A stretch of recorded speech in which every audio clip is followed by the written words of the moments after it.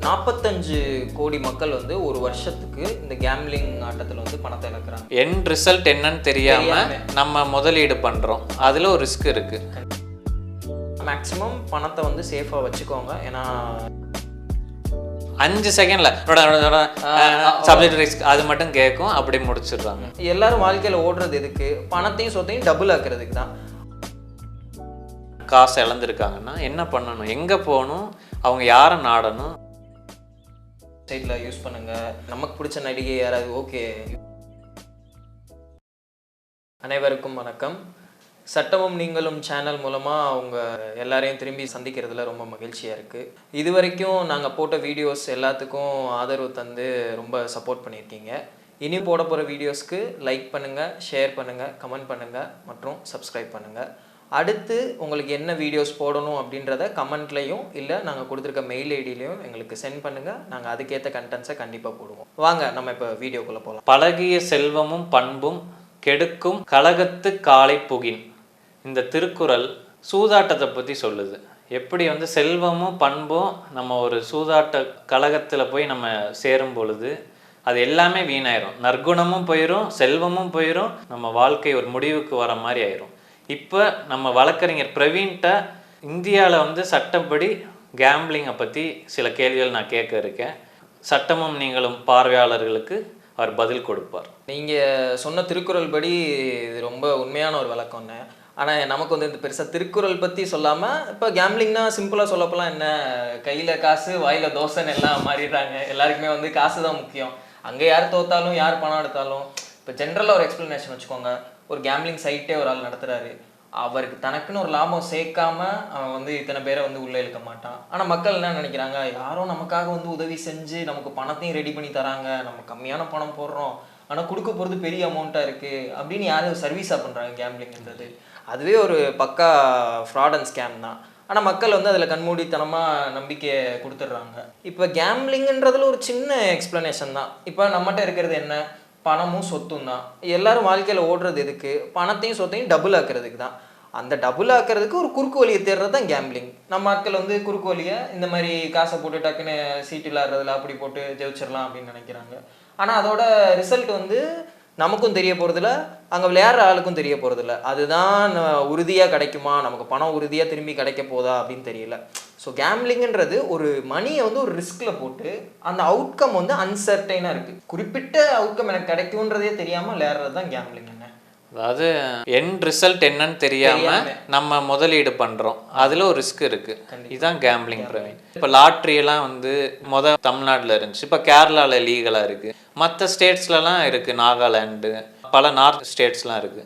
நீங்க உங்களோட எக்ஸ்போஷர்ல நீங்க ஸ்டூடெண்டா இருக்கிறப்ப கேம்பிளிங் பத்தி என்ன வியூ இருந்தீங்க?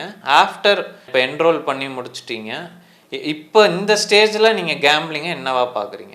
நீங்கள் கேட்ட கேள்வி வந்து பல பேர் மனசில் இருக்கிற கேள்விகள். ஏன்னா கேம்பிளிங் பற்றி நம்ம இந்தியாவில் ஒரு குறிப்பிட்ட எக்ஸ்பிளனேஷன், இந்த லாஸ் வந்து பெருசாக ரிஃப்ளெக்ட் ஆகலை. அதனால நிறைய பேருக்கு நிறைய குழப்பம் இருக்கு. ஆமாம் பிரவீன், இப்போ ஒவ்வொரு ஆடு பார்க்குறோம். ஆமாம், ஒரு 5 செகண்ட்ல சப்ஜெக்ட் ரிஸ்க் அது மட்டும் கேட்கும், அப்படி முடிச்சிடுறாங்க. இதுல என்ன அவங்க டிஸ்க்ளைமர் கொடுத்தாங்கன்னு தெரியல, மக்களுக்கு அது போய் ரீச் ஆச்சான்னு தெரியல.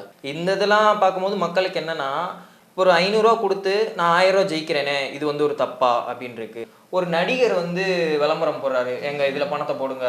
ஒரு நடிகை போடுறாங்க. இப்போ நடிகைகள் வந்து ஒரு இதை கேரண்டி பண்ணி சொல்றாங்க, அது வந்து லீகலா மாறிடுமா அப்படின்லாம் நிறைய பேர் டவுட்டா இருக்கு. அவங்க வந்து அது ஒரு ப்ரொமோஷனுக்காக போடுறாங்க. அவங்களுக்கே அது என்ன இருக்கு என்ன அவங்க விளையாடும் போதே சொல்லுவாங்க, நீங்க வந்து தனிப்பட்ட முறையில தீய விசாரிப்போட அதுல பணத்தை போடுங்கன்னு தான் சொல்றாங்க. ஸோ இப்போ வந்து முன்னால் நம்ம சீட்டு அதில் காசு தோக்குறோம் அந்த மாதிரி நிறைய இருந்துச்சு பழைய காலத்தில், அதுதான் கேம்பிளிங்னு சொல்லுவாங்க. இப்போ நீங்கள் வந்து A to Z எல்லாமே ஆன்லைன் ஆயிடுச்சு. பணம் சம்பாதிக்கிறதுலேருந்து பணத்தை செலவழிக்கிற வரைக்கும் எல்லாமே ஃபோனில் பண்ணிடுறோம். அதே பணத்தை திருடுறதுக்கும் ஒரு வழி இருக்குல்ல, அதுவுமே ஆன்லைனில் தானே இருக்குது. இப்போ ஆன்லைன் கேம்பிளிங் தான் அதில் இப்போ பெரிய மேஜர் ரோல் ப்ளே பண்ணிகிட்டு இருக்கு. ஸோ ஆன்லைன் கேம்பிளிங்கில் பார்த்தா நம்ம ரம்மி அந்த மாதிரி நிறைய நம்ம கார்டு கேம்ஸ்லேயே இருக்குது, டைஸ் கேம்ஸ் இருக்குது. இந்த மாதிரி சின்ன சின்ன கேம்ஸ்லேயே வந்து பணம் போட்டு ஸ்கேம் பண்ணுற ஆட்கள், ஸ்கேம் பண்ண குரூப்ஸும் இருக்குது. இதில் வந்து லீகலைஸ்டாக இருக்கிறதும் கொஞ்சம் இருக்குது. அதில் ஃபுல்லாக மோஸ்ட்லி லீகலாக இல்லாத ப்ராஜெக்ட்ஸ் தான் எல்லாமே. பிரவீன், ஒரு சின்ன கேள்வி, ஏன் வந்து சில ஸ்டேட்டில் வந்து இல்லீகலாக இருக்குது, ஏன் வந்து சில ஸ்டேட்டில் லீகலாக இருக்குது? கேம்பிளிங்கில் டைப்ஸ் ஆஃப் கேம்பிளிங் இருக்கா?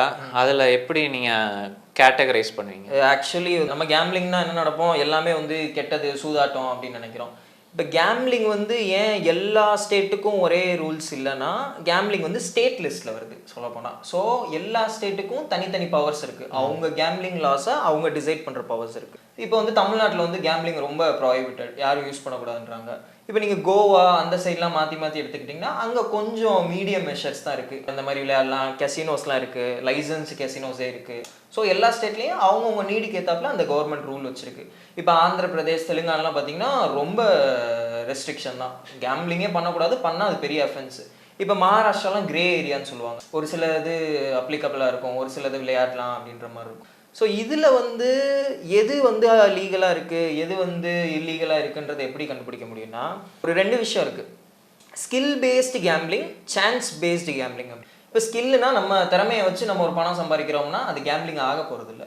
இப்போ சான்ஸு ஒரு குருட்டாம்போக்கில் வந்து இதை போட்டால் இது கிடைக்குன்னு ஒரு நம்பிக்கையில் விளையாண்டுட்டு அது கிடைக்குது அப்படின்னு நினச்சா அதில் பணம் இழப்பீடு தான் அதிகமாக இருக்கும். ஏன்னா நம்ம அதில் ஸ்கில்லே யூஸ் பண்ண போகிறது இல்லை. ஸோ லீகலாக வந்து இதை லீகல் டெஸ்ட்டில் எடுத்துகிட்டு போனால் எந்த இடத்துல ஒரு ஆக்ஷன் வந்து அதை ஸ்கில் பேஸ்டுன்றதை டாமினேட் பண்ணுதோ அந்த இடத்துல வந்து அது லீகலான ஒரு ஆக்ஷன் தான். அது வந்து நம்ம ரூலிங்ஸ்லேயே வந்து நிறைய கேசஸில் வந்து சுப்ரீம் கோர்ட்லேயே சொல்லியிருக்காங்க. ஸோ அந்த கேசஸ் என்னன்னு சொல்லி நம்ம அடுத்து ஒவ்வொருதுலேயே உங்களுக்கு எக்ஸ்பிளைன் பண்ணுறேன். இப்போ சான்ஸ் பேஸ்டு கேம்லிங், ஏன்னா நம்ம என்ன பண்ணுறோன்னு தெரியல, எஃபர்ட் இன்புட் என்ன போடுறோன்னு தெரியல, அவுட்புட் என்ன வரப்போகுதுன்னு தெரியல, ஒரு சான்ஸ் பேஸ்ட்லேயே போகிறதுனால அது இல்லீகலாக தான் இருக்கும் கண்டிப்பாக. இப்போ லாட்ரி இந்த மாதிரி இதெல்லாம் வந்து சான்ஸ் பேஸ்டா இல்லை? ஆமாம், இப்போ லாட்ரி சான்ஸ் பேஸ்டு. ஏன்னா லாட்ரியில் வந்து இப்போ ஒரு 10,000 டிக்கெட் இருக்குன்னே வச்சுக்கோங்க, ஏதோ ஒரு டிக்கெட்டில் தான் அந்த ப்ரைஸ் பண்ணியிருக்கு, ஆனால் மக்கள் வந்து எல்லா டிக்கெட்டையும் தான் வாங்குறாங்க. ஸோ அது சான்ஸ் பேஸ்ட், அதில் ஸ்கில்லை யூஸ் பண்ண முடியாதுல்ல. ஸோ கண்டிப்பாக அது கேம்லிங் தான், அது ஒரு இல்லீகலான மெத்தட் தான். நீங்கள் நிறைய ஸ்டேட்டில் இப்போலாம் பேண்டு தான் கேம்லிங். நம்ம ஸ்டேட்லேயே இருந்தது, நம்ம மறைந்த செல்வி ஜெயலலிதா அவர்கள் தான் வந்து அதை பேன் பண்ணாங்க, எல்லாருக்குமே தெரியும். ஏன்னா பல பேரோட வாழ்க்கையவே சூதாடி இருக்கு. அதான் எப்படி வந்து கத்தி எடுத்தவன் கத்தியால தான் சாவான்ற மாதிரி இந்த சூது வந்து ரொம்ப மோசம் கேம்லிங்ன்றது. இன்னொரு கொஸ்டின் இருக்கு பிரவீன், இப்போ ஒரு வீடியோ கால் வருது, அதில் டக்குன்னு போலீஸ் ஸ்டேஷன் மாதிரி செட்டப் பண்ணி நீங்கள் வந்து இப்படி உங்களை டிஜிட்டல் அரெஸ்ட் பண்ண போகிறோம் அப்படின்னு சொல்லி ஒரு ஃபேக் யூனிஃபார்ம் போட்டுட்டு ஒரு 5 பேர் இருக்க ஃபோன் பண்ணி அப்படியே பரபரப்பாக பேசுகிற மாதிரி நம்மள ஒரு ப்ரெஷர் பாயிண்ட்லேயே வச்சுருப்பாங்க. உடனே இங்கே வரணும், இது எஃப்ஐஆர் போட்டுருவோம், நீங்கள் இப்படி தவறாக மாட்டிக்கிட்டீங்க அப்படின்னு சொல்கிறாங்கல்ல, இதெல்லாம் வந்து கேம்லிங்ல வரும். இப்போ நீங்க சொன்ன மாதிரி இந்த வீடியோ கால்ஸ்லேயே போலீஸ் வந்து அதெல்லாம் வந்து ஃபினான்ஷியல் ஸ்கேம் இருக்குல்ல, அந்த ஸ்கேம்ஸ்ல வந்து ஏன்னா நமக்கே தெரியும் லீகல் சைடில் இருக்கிறதுனால ஒரு போலீஸ் வந்து வீடியோ காலில் வந்து வெரிஃபிகேஷனுக்கும் வரப்போறது இல்லை.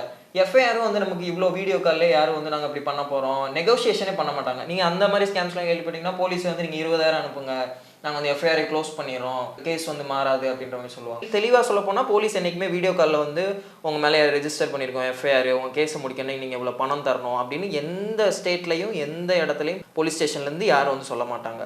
ஸோ மக்கள் வந்து அதில் தெளிவாக இருக்கணும். அப்படி யாரோ பண்ணுறாங்க அப்படின்னா அது கண்டிப்பாக உங்களை ஏமாத்துறதுக்கு பண்ணக்கூடிய ஒரு சாகசம் தான். அதனால் அதில் யாரும் வந்து வீணாக பணத்தை போட்டு உங்கள் டைமை வேஸ்ட் பண்ணிடாதீங்க. பிரவீன், நீங்கள் ஒவ்வொரு கேம்லிங்கோட இன்ட்ரோடக்ஷன்லேருந்து முடிவு வர சொல்லிட்டீங்க. ஆனால் நம்ம ஒரு முக்கியமான கேள்வி, மக்கள் வந்து ஒருவேளை நீங்கள் சொன்னதில் ஏதோ ஒரு விதத்தில் பாதிக்கப்பட்டிருக்காங்க, தவறுதலாக ஏமாற்றப்பட்டிருக்காங்க, இந்த மாதிரி சூதாட்டத்தில் காசு இழந்திருக்காங்கன்னா என்ன பண்ணணும், எங்கே போகணும், அவங்க யாரை நாடணும், நீதி எப்படி அவங்களுக்கு கிடைக்கும்? கரெக்ட் தான். மெயினாக நினைக்கிற தாட்டே என்னன்னா எடுத்தோடனே போலீஸ் ஸ்டேஷன் போகிறது அப்படின்ட்டு. நீங்கள் இதில் ஒரு ஸ்டாட்டிஸ்டிக்கல் பாயிண்ட் என்னன்னா 45 கோடி மக்கள் வந்து ஒரு வருஷத்துக்கு இந்த கேம்லிங் ஆட்டத்தில் வந்து பணத்தை இழக்கிறாங்க. இதில் வந்து சுமார் 20,000 கோடி கிட்ட பண இழப்பீடு இருக்குது ஒரு வருஷத்துக்கே கேம்லிங்கில். இது வந்து ரொம்ப பெரிய தொகை. மக்கள் வந்து கண்மூடித்தனமாக ஒரு இதை நம்பி பணம் சம்பாதிக்கணும்னு நினச்சி கஷ்டப்பட்ட பணத்தையும் வந்து அதில் கொடுத்து தோத்துடுறாங்க. இப்போ நீங்கள் கேட்ட மாதிரி இதை பிரச்சனையில் மாட்டிக்கிட்டா ஒரு சராசரியான ஒரு மனிதன் வந்து எப்படி அதை சமாளிக்கணும், யார்கிட்ட போய் சொல்லணும், எப்படி அடுத்த ஸ்டெப் எடுக்கணும் அப்படின்றது நம்ம நேயர்களுக்கே இருக்கிற ஒரு பெரிய கேள்வியாக இருக்கும். இப்போ நீங்கள் பணம் ஏமாத்திட்டீங்க, உங்கள் அக்கௌண்ட்லேருந்து பணம் போயிடுச்சு அப்படின்னா ஃபஸ்ட்டு என்னெல்லாம் ப்ரூஃப் உங்களால் எடுக்க முடியுமோ, ஒரு ஸ்க்ரீன்ஷாட்டோ இல்லை எவிடன்ஸ், எதில் பணத்தை விட்டீங்க, யார்கிட்ட பே பண்ணி கொடுத்தீங்க அப்படின்ற ஸ்க்ரீன்ஷாட்டு, பேங்க்கோட ரெஃபரன்ஸ் நம்பரு, நமக்கு தெரியும் அந்த ஆன்லைனில் என்னெல்லாம் எடுக்க முடியுமோ எல்லா டீட்டெயில்ஸையும் எடுத்துடணும். எடுத்துகிட்டு இந்த இந்தியன் சைபர் போலீஸ் இருக்காங்க, ஸ்டேட் வைஸ் சைபர் கிரைம் டிபார்ட்மெண்ட்ஸும் இருக்குது, அங்கே போய் நீங்கள் உங்கள் கம்ப்ளைண்ட்டை தெரிவிச்சிடணும். இந்த மாதிரி எதனால் பணம் இழப்பீடு ஆச்சு, எங்கே பண்ணீங்க அப்படின்ட்டு ஒரு ஜென்ரல் டீட்டெயில் என்ன நடந்துச்சுன்னு நீங்கள் கொடுத்துட்டிங்கன்னா அவங்க ஃபர்தராக வந்து இதுக்குரிய ஸ்டெப்ஸ் எல்லாமே எடுத்துருவாங்க. இதில் நான் சஜஸ்ட் பண்ணுறது என்னென்னா, மேக்ஸிமம் பணத்தை வந்து சேஃபாக வச்சுக்கோங்க. ஏன்னா இந்த மாதிரி போகிற பணம் வந்து பெருசாக கிடைக்கிறதுக்கு பெரிய வாய்ப்பு கிடையாது என்றைக்குமே. அதனால் நீங்கள் சம்பாரித்த பணத்தை நீங்கள் தான் பத்திரமா பார்த்துக்கணும். பேராசை பெருநஷ்டம்னு சொல்கிறீங்க. அதே தான். பிரவீன், ஒருவேளை நேரடியாக ஸ்டேஷன் போக முடியலை, போலீஸ்க்கு 100 அந்த மாதிரி இருக்கக்கூடிய டோல் ஃப்ரீ நம்பர் இதுக்குன்னு தனியாக இருக்கா? கண்டிப்பாக எல்லா டிபார்ட்மெண்ட்டுக்கும் இருக்கிற மாதிரி நேஷ்னல் சைபர் கிரைம் டிபார்ட்மெண்ட்டுக்கு இருக்கிற நம்பர் வந்து 1930. ஸோ இந்த நம்பர் வந்து தெரியாதவங்க நோட் பண்ணிக்கோங்க. உங்கள் ஃப்ரெண்ட்ஸ் ஃபேமிலி யாரும் பாதிக்கப்பட்டு அவங்களால போய் நேரடியாக கம்ப்ளைண்ட் கொடுக்க முடியல, இல்லை தயக்கப்படுறாங்க இதை வெளியே சொல்ல அப்படின்னா, இந்த ஹெல்ப்லைன் டோல் ஃப்ரீ நம்பருக்கு நீங்கள் காண்டாக்ட் பண்ணி நீங்கள் என்ன நடந்துச்சு அப்படின்னிங்கன்னா இதுவே ஒரு முதல் ஸ்டெப்பாக இருக்கும். அதுக்கடுத்து உங்கள் இஷ்யூஸ் வந்து சால்வ் ஆகிறதுக்கு நிறைய வாய்ப்புகள் இருக்குது. அதனால் உங்கள் பணத்தை நீங்கள் என்றைக்குமே சேவ் பண்ணி வச்சுக்கணும். ஆனால் நிறைய பேருக்கு வந்து ஒரு டவுட் இருக்கும், இந்த மேட்ச் ஃபிக்ஸிங் அதெல்லாமே கேம்லிங்கா அப்படின்றது. ஏன்னா இப்போ இருக்கிற இதில் நம்ம ஐபிஎல் அதெல்லாம் ரொம்ப அதிகமாக பார்க்குறோம். அதில் இந்த மேட்ச் ஃபிக்ஸிங் நிறைய பிளேயர்ஸ் இப்போ ஸ்ரீசாந்த்லேருந்து ஒவ்வொரு ஆளுமே அவங்கள ரிமூவ் பண்ணிட்டாங்க. இந்தியன் டீம்ல விளையாட முடியல. இப்போ வர அவருக்கு பேட் நேம் தான். ஆமாம். ஸோ இது வந்து இந்த மேட்ச் ஃபிக்ஸிங், ஸ்பாட் ஃபிக்ஸிங் இதெல்லாம் வந்து ஆக்சுவலி ஒரு அஃபென்ஸ் தான். நீங்கள் நிறைய லைவ் எக்ஸாம்பிள்ஸ் பார்த்துருப்பீங்க. இதனால வந்து நிறைய டீம்ஸால் விளையாட முடியாது, நிறைய பேர் பேன் பண்ணியிருப்பாங்க ஒரு சர்டைன் குறிப்பிட்ட டைம் பீரியட் அளவுக்கு. நல்லது பிரவீன், இப்போ நீங்கள் சொன்ன ஒவ்வொரு கருத்துமே தெளிவாக்கிட்டீங்க. நம்ம எப்பயும் ஒரு ஜட்ஜ்மெண்ட் சொல்லி தான் நம்ம அந்த வீடியோவை வந்து முடிப்போம். இன்னுமே மக்களுக்கு வந்து நடந்த ஒரு சம்பவத்தை வச்சு தெளிவாக ஒரு இப்போ நம்ம லேண்ட்மார்க் கேஸ் இந்த கேம்லிங்கில் பார்த்தீங்கன்னா Sathyanarayanan versus state of Andhra Pradesh அப்படின்னு சொல்லிட்டு இது வந்து சுப்ரீம் கோர்ட்டோட லேண்ட்மார்க் ஜட்ஜ்மெண்ட். இப்போ இந்த கேஸில் என்னென்னா, ஆந்திராவில் வந்து ஒரு ஊரில் ஒரு கெசினோ வச்சு நடத்தியிருக்காங்க. கெசினோ வச்சு உள்ள ரம்மி விளையாண்டுருக்காங்க பணம் வச்சு. கெசினோன்னு இல்லை, ஆக்சுவலி அது ஒரு கிளப், ஒரு கன்வென்ஷன் கிளப் மாதிரி வச்சுருக்காங்க. அதில் வந்து இந்த மாதிரி பணம் போட்டு ரம்மி விளையாண்டுருக்காங்கன்னு ஒரு கம்ப்ளைண்ட் வந்து போலீஸ் அவங்கள அரெஸ்ட் பண்ணிடுறாங்க. இதில் ஜட்ஜு என்ன சொல்லியிருக்காருன்னா, இந்த ரம்மின்றது நம்ம கார்டு நாலேஜ் இருக்கணும், அதில் வந்து நம்ம மைண்ட் ஃபிக்ஸிங் ஸ்ட்ராட்டஜி அதெல்லாம் யூஸ் பண்ணுறோம். ஸோ இது வந்து ஸ்கில்லு தான் இதில் அதிகமாக டாமினேட் ஆகுது. ஸோ நம்ம முன்னாடி சொன்ன மாதிரி ஸ்கில் டாமினன்ஸ் இருந்தால் அது கண்டிப்பாக கேம்லிங்ன்ற சைடில் போகாது. ஏன்னா அதில் வந்து நம்ம திறமையை யூஸ் பண்ணி தான் நம்ம பணம் சம்பாதிக்கிறோம். ஸோ அவருக்கு சொன்னது என்னன்னா, இதில் வந்து ஸ்கில் அதிகமாக டாமினேட் ஆகுது. ஸோ எந்த இடத்துல ஸ்கில் அதிகமாக டாமினன்ஸ் ஆகுது சான்சஸை விட அப்படின்றப்ப அது வந்து சட்டப்படி தப்பு கிடையாதுன்னே சொல்லிட்டாரு. அந்த கேஸும் க்ளோஸ் ஆயிடுச்சு. இப்போ இதே போல் கேஆர் லக்ஷ்மணன் அப்படின்னு ஒரு சுப்ரீம் கோர்ட் கேஸ் இருக்குது. நம்ம இந்த 2 கேஸ்லாஸையும் கீழே உங்களுக்கு மென்ஷன் பண்ணிடுறோம். நீங்கள் கிளியராக என்னன்னு சொல்லி ஐடென்டிஃபை பண்ணிக்கோங்க, ரெஃபரும் பண்ணிக்கலாம். ஸோ அதில் வந்து ஒரு கேஸு, அதில் வந்து இந்த ஹார்ஸ் ரேசிங் மேலே பெட்டிங் கட்டுறதுலாம் வந்து ஒரு கேம்லிங் ஆக்டிவிட்டி அப்படின்றாங்க.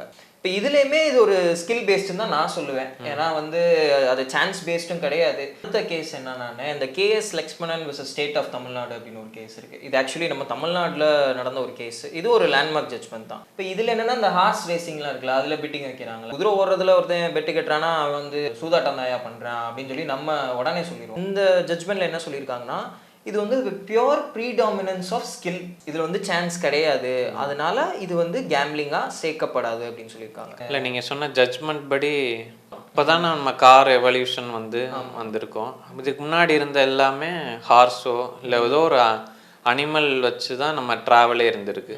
அப்படின்றப்ப அந்த இதை ரைஸ் பண்ணி ஒரு கனெக்டடாக அதை ஒரு ஸ்கில் பேஸ்டாக எப்படி இது பண்ணணும் ட்ரெயின் பண்ணுறாங்க. ஒரு ட்ரைனிங் இருக்குது, அதை எக்ஸிக்யூட் பண்ணி ரிசல்ட்டில் ஜெயிக்குது. அப்படின்றப்ப ஸ்கில் பேஸ்ட். கண்டிப்பாக நீங்கள் சொன்ன பாயிண்ட்டு அப்சல்யூட்லி கரெக்ட்ண்ணே.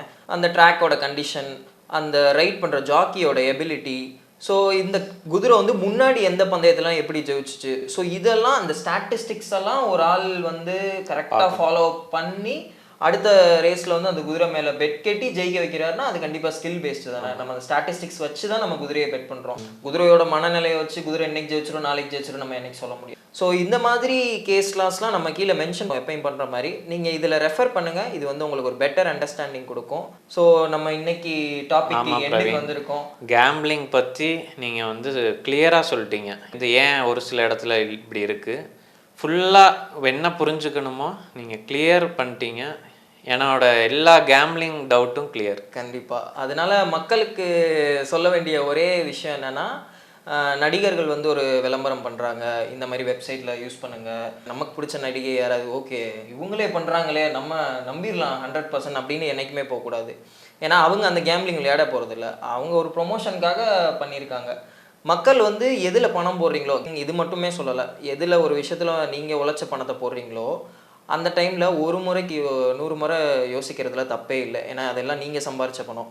வெட்டியால் இன்னொரு இடத்துல போய் வேஸ்ட்டாக செலவழிக்கிறதுக்கு நீங்கள் யோசிச்சு அதை பயனுள்ள ஒரு வழிக்கு வந்து செலவழித்து உங்களை நீங்கள் தான் காப்பாற்றிக்கணும். இதை எனக்கு தெரிஞ்ச என்னோட நண்பர் வந்து இந்த கேள்வியை கேட்டிருந்தாரு. அதனால தான் இந்த கேள்விக்கான பதிலை வந்து எண்டில் வச்சேன். அதனால் நம்ம நேயர்களுக்கும் நம்மளை சப்ஸ்கிரைப் பண்ண போகிற மக்களுக்கும் இந்த மாதிரி எதுவும் கேள்விகள் இருந்துச்சுன்னா வீடியோவோட கடைசியில் உங்களுக்கு எல்லா பதிலையும் நாங்கள் 2 பேரும் சேர்ந்து சொல்லுவோம். வழக்கறிஞர் பிரவீன் நமக்கு கொடுத்த ஒவ்வொரு கேள்விக்குரிய பதிலுமே நேரடியாக வந்து மக்களை சேர்ந்துருச்சு. இது வந்து நம்மளோட நிற்காம இந்த வீடியோ வந்து யார் யாருக்கெல்லாம் நீங்கள் வந்து பார்க்கணுன்னு நினைக்கிறீங்களோ ஷேர் பண்ணுங்கள். கேம்பிளிங்னா என்னன்னு நீங்கள் புரிஞ்சுருந்தீங்கன்னா லைக் பண்ணுங்கள். அது மட்டும் இல்லை, தொடர்ந்து எங்களுடைய ஒவ்வொரு காணொலியும் பார்க்க சட்டமும் நீங்களும் சேனலை சப்ஸ்கிரைப் பண்ணுங்கள். நன்றி.